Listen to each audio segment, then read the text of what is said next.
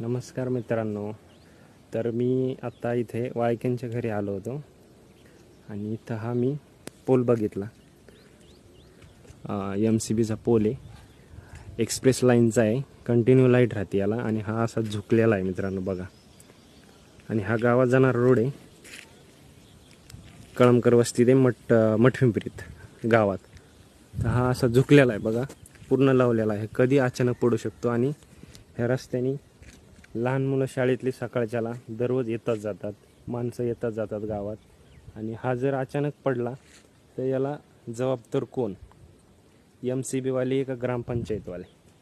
बघू शकता याची परिस्थिती कसली बिकट झालेली आहे. यांची तार तुटून गेली असे येता जाता गाड्यांनी. पण हे बघा एवढा झुकला आहे हा. जर हा अचानक उद्या जर पडला, कुणाला उद्या काही झालं तर याला जबाबदार कोण राहणार आहे? हा जर असा